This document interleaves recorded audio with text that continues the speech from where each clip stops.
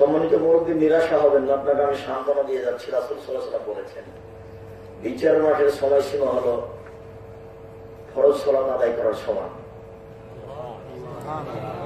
একজন ভালো মানুষের বিচারের মাঠের সময়সীমা হলো ফরজ সালাত আদায় করার সমান। মাগরিবের সালাত আদায় করতে কত সময় লাগতে পারে? 5-7 মিনিট, 10 মিনিট। তাহলে বিচারের মাঠের সময়সীমা হলো 10 মিনিট। তোমরা আবার ওই বোকা মানুষের তালে পড়ো না, যে বোকা মানুষ মেয়েটা মিথ্যা কথা লিখে। এখন যদিও বলে আব্দুল রাজ্জাক সাহেব বলেছেন বিচার মাঠের সময়সীমা 10 মিনিট, তাহলে কি হবে? সবাই বলবে ছি ছি, এটা কথা হলো। অথচ আমি 10 মিনিট বলিনি।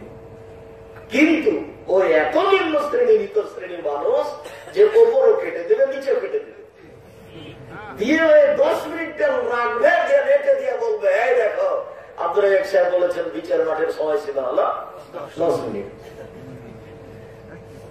আমি বললাম যে বিচারের মাঠের সময়সীমা হলো ফরজ সালাত আদায়ের সমান। রাসূল সাল্লাল্লাহু আলাইহি ওয়াসাল্লাম বলেছেন সহিহ হাদিস। তো ফরজ সালাত আদায় করতে কত লাগে? কেউ বললো 5 মিনিট, কেউ বললো 7 মিনিট, 10 মিনিট। আমি বললাম যে 10 মিনিটই হলো। বিচার মাঠের সময়সীমা হলো 10 মিনিট। আমি তো 10 মিনিট বলিনি, ফরজ সালাতের সময়। এইখানে আর আরেকটা আপনাকে কথা বলে রাখি যে পৃথিবীর জন্ম হলো প্রায় 4000 কোটি বছর। কথার কথা 4 কোটি বছর, 4000 কোটি বছর। তো যে লোকটা প্রথমে মারা গেছে সেও কবর শাস্তি ভোগ করছে, আর কিয়ামতের পূর্ব মুহূর্তে একটা লোক মারা যাবে, ওও খারাপ, ওও শাস্তি ভোগ করছে। তাহলে একজনের কবরের সময় হলো 4 কোটি বছর, আর একজনের কবরের সময় হলো 1 দিন। এটা কেমন মনে হচ্ছে না? কবরের সময় সেটা কতদিন? মরার পর থেকে নিয়ে বিচারের দিন পর্যন্ত হলো কবরের সময়সীমা। এটা হলো আত্মার জগৎ। যে যখন মরে গেছে সেই দিন থেকে যতদিন পর্যন্ত বিচার না হচ্ছে ততদিন পর্যন্ত কবরে থাকার সময়। বাড়ির পিছন দিকে 3 হাত গর্ত করে যে কবরটা করা হয়েছে তার নাম কবর নয়। যদি সেটাই কবর হয় তাহলে যাকে বাঘে গেল তার কবর কোথায়? কবরস্থানের আড়াই 3 হাত গর্তের নাম কবর নয়। যদি কবরস্থানের কবর হয় তাহলে যে পানি আগুনে জ্বলে ছাই হয়ে গেল তার কবর কোথায়? কবরস্থানের আড়াই 3 হাত গর্তের নাম কবর নয়। যদি তাই হয় তাহলে যে পানিতে ডুবে মারা গেল তার কবর কোথায়? কবরে মানুষদের লাশকে উঠিয়ে বসানো হয় না। ও বুঝে যে আমাকে উঠিয়ে বসানো হলো। দেহের উপরে শাস্তি হয় না, আত্মার উপরে শাস্তি হয়। দেহের উপরে যদি শাস্তি হয় তো 10 দিন পর মধ্যে তো ও দেহে পচানো নষ্ট হয়ে গেছে, তো দেহের উপরে শাস্তি হলো কি? বক্তব্যে শুনেছি যে ডান দিকের হাড় বাম দিকের, বাম দিকের হাড় ডান দিকে, একবারে এভাবে জমা লেগে চ্যাপটা লেগে যায়।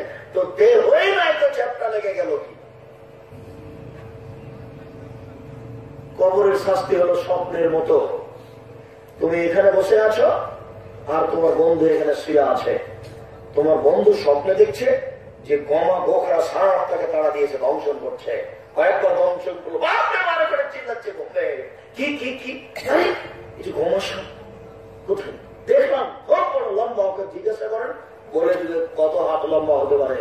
ও বলে দিবে রং কি, বলে দিবে কতবার তাকে দংশন করেছে। কিন্তু আপনি বলেন তো দেখি, আপনি তো পাশে আছেন, ও তো সব ঠিকই দেখছে কিন্তু আপনি তো দেখতে পান না। কবরের সময়সীমা কত? রাসূল সাল্লাল্লাহু আলাইহি ওয়াসাল্লাম বলেছেন কবরের সময়সীমা হলো বাসর রাতের সমান। জিজ্ঞাসাকারীকে যখন জিজ্ঞাসা করা হবে মোহাম্মদকে, দিন কি, নবীকে, যদি উত্তর ঠিক হয়ে যায় তাহলে ফেরেশতাগণ বলবেন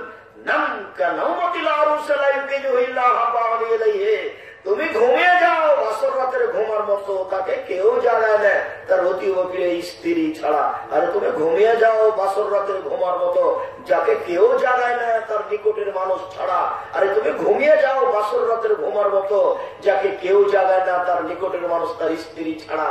তাহলে কবরের সময় ছিল বাসর রাতের সমান। ধরে নি রাত 12টায় বাসরাতে ঢুকেছে, 3 ঘন্টা যাবৎ কথাবার্তা পারিবারিক জীবন হলো, আর 2 ঘন্টার পরে 5টা বাজলে আজান হয়ে গেল, তাহলে বাসরাতের সময়সীমা হলো 2 ঘন্টা, তাহলে কবরে থাকার সময়সীমা হলো 2 ঘন্টা।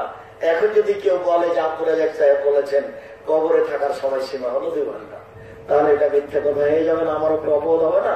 আমি এই কথা বলিনি, আমি বলেছি কবরে থাকার সময়সীমা হলো ভালো মানুষের জন্য বাসরাতের সময়। কথা মনে হয় আমি বুঝাতে পারলাম না। কবরে থাকার সময়সীমা হলো বাসরাতের সময়। আমরা এমনি একটা কথা বুঝতে গিয়ে বললাম যে 12টায় ঢুকেছে, 3 ঘন্টা কথাবার্তা বলেছে, তারপরে ঘুমিয়েছে, 5টায় আজান হয়েছে, তাই হলো 2 ঘন্টা। এইদিকে কিয়ামতের সময়সীমা হলো 10 মিনিট, আর ওইদিকে কবরের সময়সীমা হলো 2 ঘন্টা। সম্মানিত দিনী ভাই, নিরাশার কিছু নেই, হতবাক হবেন না, নিরাশার কিছু নেই। পাপ হয়েছে, ক্ষমা হবে। এই চেরের মাঠ যতই কঠিন হোক না কেন, আপনি যদি মুমিন হন তাহলে সময়সীমা হলো 5 মিনিট, 7 মিনিট ফরজ সালাতের সমান। কাজে ভালোর চেষ্টা করেন, পাপের জন্য কোনো সময় নিরাশা হবেন না। রাসূল সাল্লাল্লাহু আলাইহি ওয়াসাল্লাম বলেন, আল্লাহ তাআলা বলেছেন, আদমের ছেলে মেয়ে শোনো, তোমাদের পাপ বেশি হতে হতে হতে যদি আকাশে লেগে যায়, তোমাদের পাপ বেশি হতে হতে হতে যদি আকাশে লেগে যায়, তারপরে যদি আমার কাছে ক্ষমা চাও, আমি তোমাকে ক্ষমা করে দিব। আমার উবাদি, আমি পরোয়া করি না তুমি কত বড় পাপী, আমি পরোয়া করি না তুমি কত বড় পাপী, আমি পরোয়া করি না তুমি কত বড় পাপী। তুমি খালি একটু বলো না আস্তাগফিরুল্লাহ, কত বেলাই তোমার কাছে ক্ষমা ভিক্ষা চায়, তোমার নিকট ফিরে যেতে চায়। আস্তাগফিরুল্লাহ আল্লাযী লা ইলাহা ইল্লা হুয়াল হাইয়ুল কাইয়ুম, কত বেলাই আল্লাহুম্মা আনতা রাব্বী লা ইলাহা ইল্লা আনতা খালাকতানি ওয়া আনা আবদুকা ওয়া আলা আহদিকা ওয়া বিকা মাসতাতা'তু আউযু বিকা মিন শাররি মা সানাতু আবু লাকা বিনি'মাতিকা আলাইয়া ওয়া আবু বিযামবি ফাগফিরলি ফাইন্নাহু লা ইয়াগফিরু যুনুবা ইল্লা আনতা। ক্ষমা চাওয়ার সবচেয়ে ছোট দোয়া, দোয়ার জগতে দামি সবচেয়ে ছোট দোয়া আস্তাগফিরুল্লাহ ওয়া আতুবু ইলাইহি। ক্ষমা চাওয়ার জগতে এর চেয়ে একটু বড় দোয়া আস্তাগফিরুল্লাহাল্লাযী লা ইলাহা ইল্লা হুয়াল হাইয়ুল কাইয়ুম ওয়া আতুবু ইলাইহি। তবে আস্তাগফিরুল্লাহ রাব্বী মিন কুল্লি যামবিন ওয়া আতুবু ইলাইহি এই দোয়া পড়া যাবে না, এই দোয়া দুনিয়াতে নেই।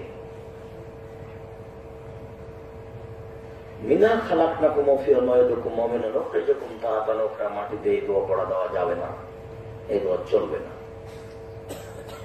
আসসালামু আলাইকুম আহলাল কুবুর ইগফিরুল্লাহ লানা লাকুম ওয়া আনতুম সালাফুনা বিল আসরে, কবরস্থানে গিয়ে দোয়া পড়া যাবে না, এটা চলবে না।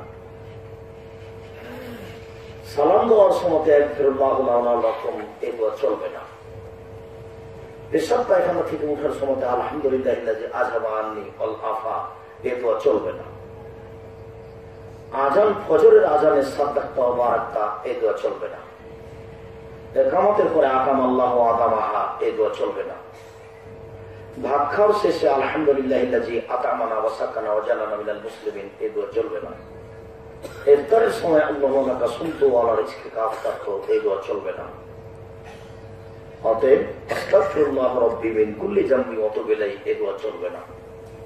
গুরুত্বপূর্ণ একটু বড় দোয়া আস্তাগফিরুল্লাহাল্লাযী লা ইলাহা ইল্লা হুয়াল হাইয়ুল কাইয়ুম ওয়া আতুবু ইলাইহি। আর ক্ষমা চাওয়ার জগতে সবচেয়ে দামি দোয়া, যার নাম সাইয়্যিদুল ইস্তিগফার, ক্ষমা চাওয়ার সর্দার। ক্ষমা চাওয়ার জগতে এর চেয়ে দামি দোয়া পৃথিবীতে নেই, তার নাম হচ্ছে সাইয়্যিদুল ইস্তিগফার, ক্ষমা চাওয়ার সর্দার। ওই দোয়াকে যদি সকালে বলে সন্ধ্যা পর্যন্ত সময় মারা গেলে জান্নাতে যাবে। কেউ যদি সন্ধ্যায় বলে তাহলে সকাল পর্যন্ত সময় মারা গেলে জান্নাতে যাবে। বুখারী মুসলিম। বুখারী মুসলিম মানে আম গাছে জাম ধরতে পারে, ধরে না। অমাবস্যার রাতে চাঁদ উঠতে পারে, উঠে না। সুয়ের ছিদ্র দিয়ে লাঙ্গলের ফল ঢুকতে পারে, ঢোকে না। সুয়ের ছিদ্র দিয়ে লাঙ্গলের ফল ঢুকে যেতে পারে। আম গাছে জাম ধরে যেতে পারে, অমাবস্যার রাতে চাঁদ উঠে যেতে পারে, এগুলো ঘটে যেতে পারে।